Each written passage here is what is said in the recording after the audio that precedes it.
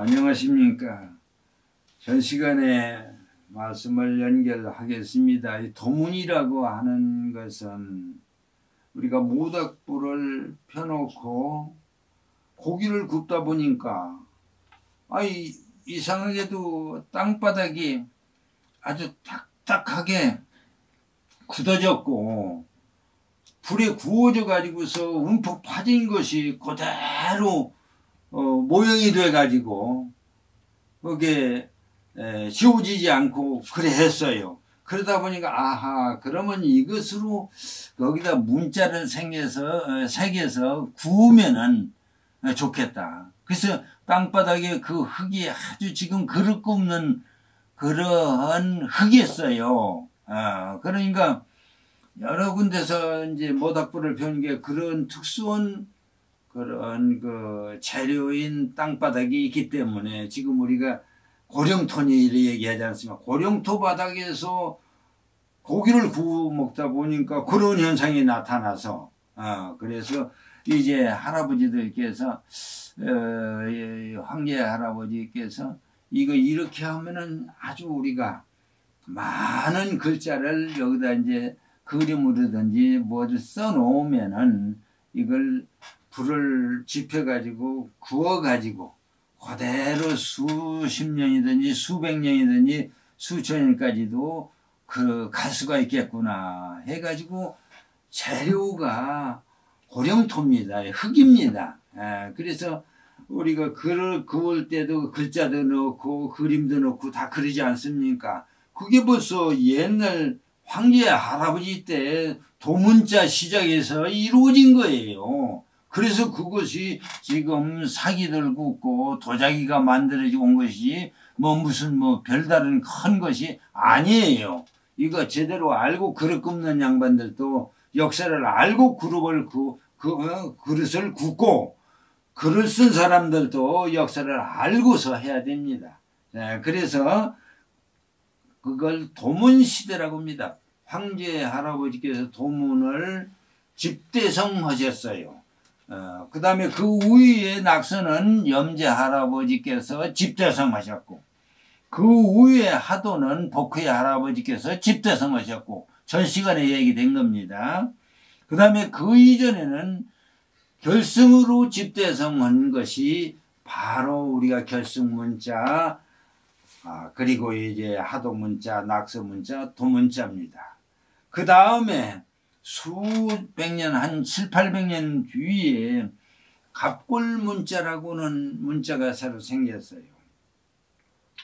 거기 여러 그 도문자를 하다 보니까 굉장히 무거우고 움직이기도 어려우고 그러한데 이게 뼈다구를 가만히 우리가 그 당시에는 수렵 시대이니까 소도 기르고 이제 거북이도 길어서 잡아먹고 다 이렇게 했어요. 그래서 이게 거북뼈고 소뼈가 넓지 아주 큰 뼈가 있는데 거기다 가서 이렇게 뭐가 이렇게 그림도 그림뿐만 아니라 이제 한번 이렇게 지어 보니까 표식이 나와요.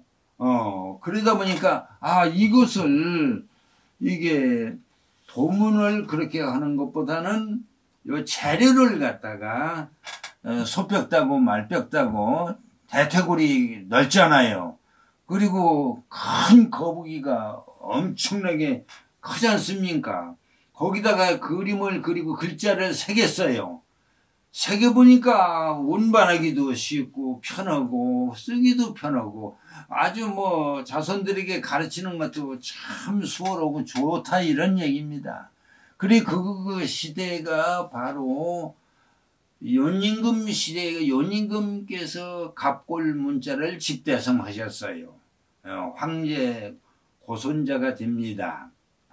집대성하셔서 이 양반 때에 갑골문자가 만들어져서 세상에 이 한문인 뜻글자가 굉장히 아주 널리 보급이 돼 가지고 재료가 이제 거북벽다구와 말 대퇴골, 소 대퇴골 뼈입니다.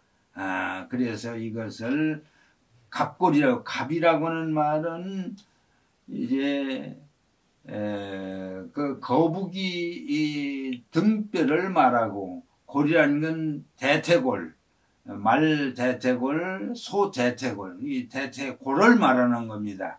그래서 갑골문자 시대라고 합니다. 이게 한문의 발전 과정 뿌리를 말하는 겁니다. 그 다음에 갑골 다음에 죽소문자예요. 죽소문자가 이제 연임금, 순임금 시대를 지나서 바로 이제 기자조선 때입니다.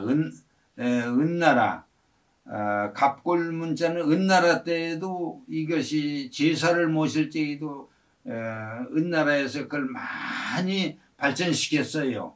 그리고 은나라를 지나서 죽소문자는 기자조선, 이제 기자는 바로 무천자로부터 시작하는 것이 기자조선이에요. 이 갑골문자 시대에 있어서 특히 우리가 잘 알아야 될 문제가 있어요. 이 연임금 시대에 BC 2333년 전후입니다. 여기에 연임금께서 아까 서두에 말씀한 것처럼 천문인 뜻글 말고 인문인 한글을 집대성한 양반이 연임금입니다. 요 천자의 요 천자, 요 임금이라면 안 되겠어요. 천자입니다.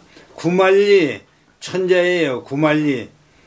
그래서 연임금께서 집대성한 산수 가림다, 한글입니다. 산수 가림다 38음을 집대성하셨어요.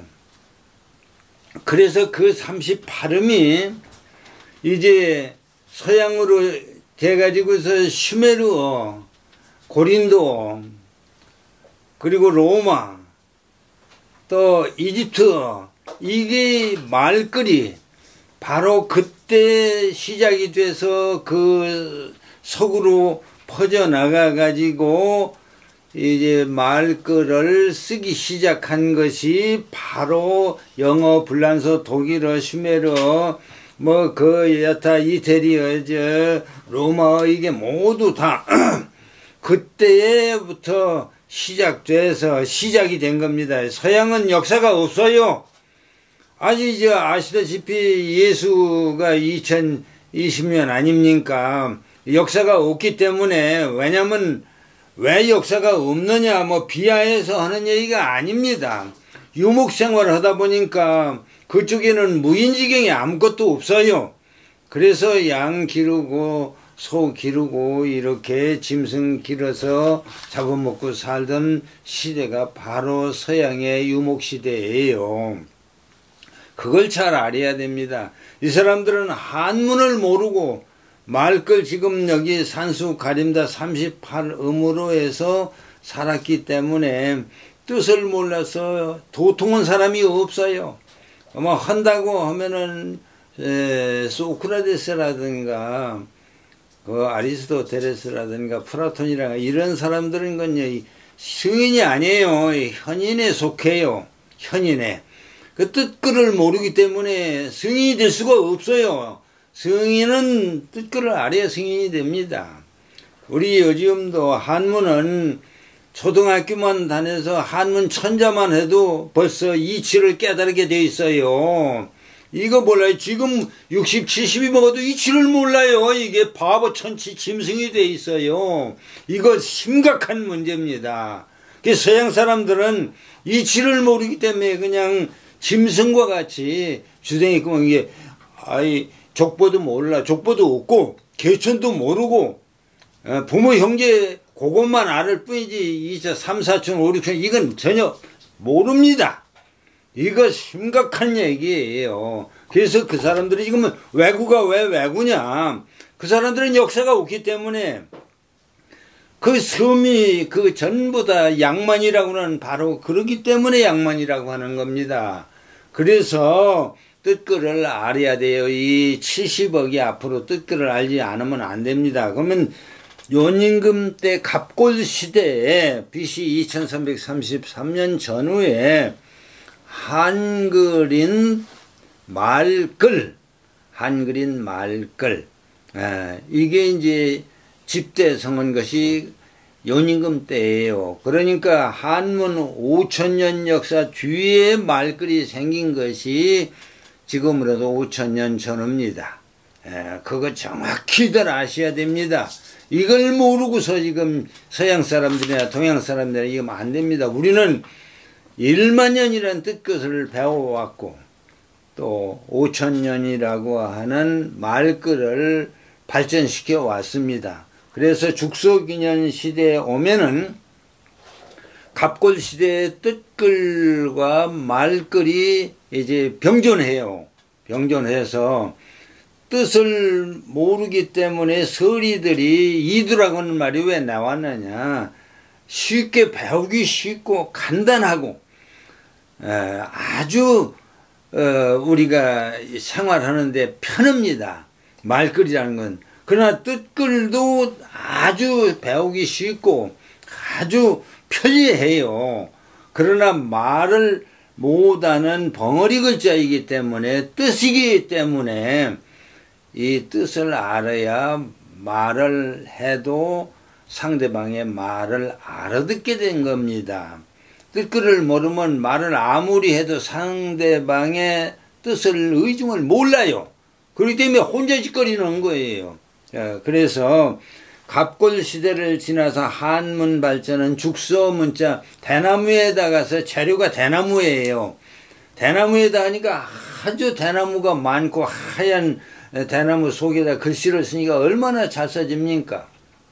이렇게 해서 재료가 대나무라 해서 죽서 문자라고 하는 것이고 그 때에 과두라고 하는 산수 가림다 문자가 발전해서 과두 문자가 집대성하게 되는 겁니다. 그래서 지금 아까 조금 전에 얘기 드린 대로 이제 산수 가림다 문자가 시작이 돼서 이집트, 로마, 스메리아너, 고린도, 로마어 이게 지금 영어라고 하는 것이 그게 거기서 파생해서 생긴 것이 저희들이 그걸 발견할 수가 없어요.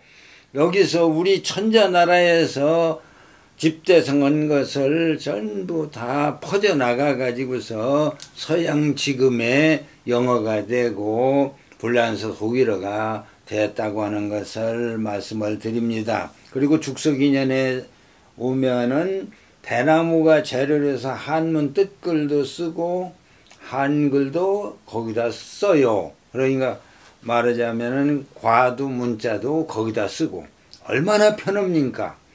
가지고 다니기도 편하고 그 다음에 발전된 것이 높이 문자예요. 이게 대나무가 참 거추장스럽지 않습니까? 그런데 높이 짐승 껍데기를 벗겨서 하게 되면 가지고 다니기도 편하고 입고 다니기도 거기다 글씨 써서 돌아다니게 재료가 높이에요. 사슴 껍데기, 동물 껍데기, 범 껍데기, 개 껍데기를 해다 글씨를 쓴 것을 바로 높이가 대표적이기 때문에 사슴 문자라고 해서 사슴 높자를 쓴 겁니다. 그때 바로 이제 이두 문자라고 하는 게 신라 때죠. 언제 때가 되면 신라 때. 아까 조금 전에 얘기하는 갑골 문자가 가장 위대하게 문화가 발전한 것이 은나라 탕천자 때입니다. 그리고 죽서로 오게 되면은 무천자 기자조선의 시대가 기자조선 시대입니다. 그리고서 이제 높이 시대에 오면 신라 천자조선, 신라 천자조선이 구만리예요. 신라가 조그마한 게 무슨 반도에 고구려 신라 백제가 말도 안 되는 짓거리를 여기는 이성계가 여기 일이 지금 고려가 망해가지고 피나는 천자 종선을 다 씨를 말리고 죽이고서 역적질을 해서 조선 왕조 유명조선 이시조선을 세운 것이 바로 주원장 가신으로 세운 것이 주원장 가신으로서의 유명조선 이성계이기 때문에 이성계나 주원장이나 아주 천하의 역적들입니다. 이게 인류의 역사를 잘라버리고 인류를 아주 완전히 천자 종손들을 갖다 짐승으로 만드는 것이 바로 주원장, 명나라 주원장 놈이고 그 다음에 유명조선 이성계예요. 그러면 이성계라고 하는 놈이나 주원장이라고 하는 놈이나 하지만 그 밑에 사람들이 무슨 죄가 있어요. 그러니까 세종이 아무래도 안 되겠다 해서 역사를 알아야 되겠다 해가지고 고려 역사에서 고려사 저료 같은 거 이걸 좀 찾아서 그것은 두문동 72년 여기 서두문동 48년 이분들이 자손들이 살아남아가지고 그 양반들이 종자가 돼가지고 기술도 개발하고 천문도 개발하고 해서 전부 다 노비 출신 세종 때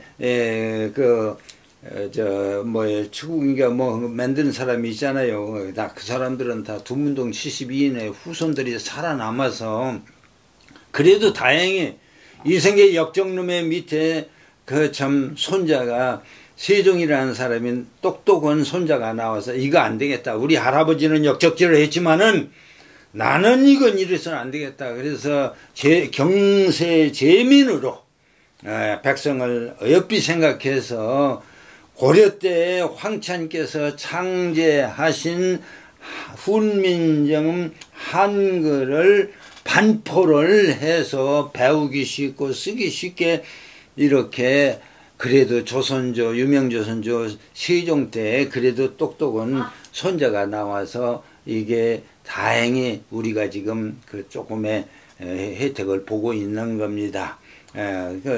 이번 이 시간을 끝나고 다음 시간에 계속 돼야 되겠습니다. 감사합니다.